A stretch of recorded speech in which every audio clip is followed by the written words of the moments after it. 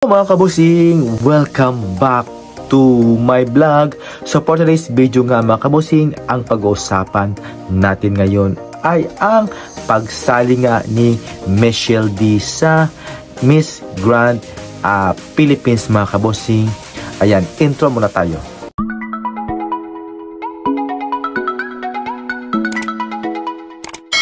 So before anything else mga kabusing, is nais ko muna kayong batiin na magandang umaga, magandang tanghali at magandang gabi. At syempre dito nga sa bansang Bahrain is hating gabi na nga mga kabusing. So ang pag-uusapan nga natin ngayon mga kabusing ay ang pagsali nga ni Miss Michelle D sa Miss Grand Philippines mga kabusing, na kung saan confirm na nga na sasali nga siya this coming pageant sa Miss Grand Philippines. At syempre, ano nga ba yung preparation nito ni Michelle D para masungkit niya ang first golden crown mga kabusing? So, ayan yung ating pag-uusapan ngayon. At syempre, kung papasa ba si Michelle D kay Uncle Nawat mga kabusing? So ayan, when it comes naman sa business mga kabusing, okay na okay si Michelle D kasi she is an artist. Yung kanya mga followers, million na mga kabusing. At syempre, marami talagang taga-suporta si Michelle D. When it comes sa business, okay na okay talaga si Michelle D. When it comes sa height naman, matangkad naman si Michelle D. Nasa 5'9" yung height niya. At when it comes sa kanyang beauty, maganda rin si Michelle D. Not unlike sa mga other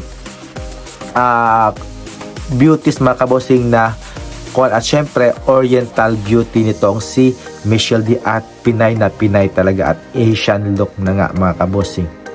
At syempre when it comes sa kanyang communication skills, pasok na pasok sa akin sa communication skills si Michelle D. Sa pasarela, okay na okay, pwede rin itong mapagtuunan ng aral mga kabusing when it comes sa pasarela. Kasi alam mo naman na si Michelle D is napaka-dedicated talaga when it comes sa kanyang assignment. Ginagawa niya talaga yung mga assignment niya na gagawin para lang maipanalo ang competition mga kabusing. Alam naman natin mga kabusing na hindi talaga biro ang preparation when it comes na kung sasali man siya sa Miss Grand Philippines mga kabusing. At syempre kung siya man ang tatanghaling Miss Grand Philippines, malayo talaga ang mararating ni Michelle D when it comes sa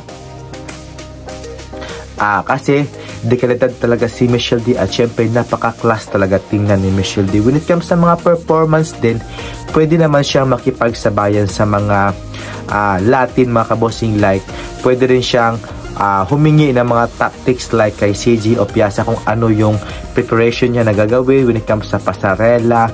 Pwede siyang pag-aralan kung ano yung gagawin. At syempre pwede rin i-share nito ni CG Opiasa kung ano yung kanyang lesson doon na natutunan as a Grand International first runner-up mga kabosing. So ayan, hindi pa natin mga kabosing kung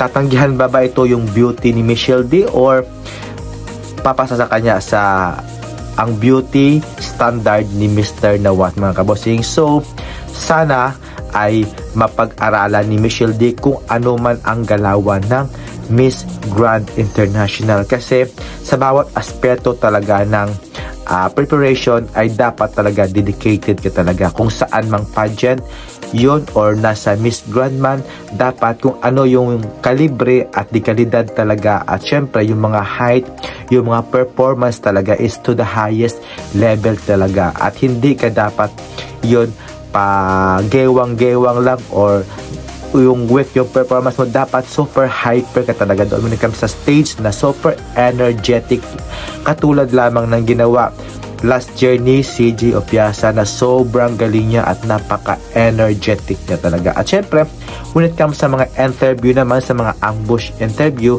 dapat maging sophisticated siya, maging jolly at maging friendly talaga sa lahat ng mga cameraman, sa staff ng mga Miss Grand International staff. At syempre, sana ay hindi talaga ito matanggihan ni Mr. Nawat when it comes sa 4B na business, body, brain, and 3B o 4B yata yun. Business, body, brain, and beauty.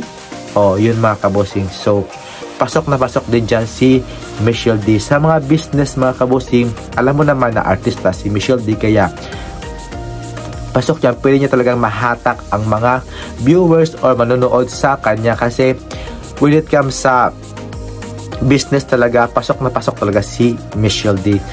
Tingnan natin sa darating na competition para sa Miss Grand Philippines.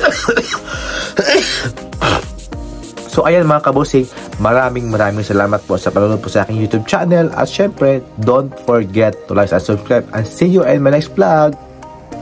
Keep safe po. Bye bye. Subscribe please.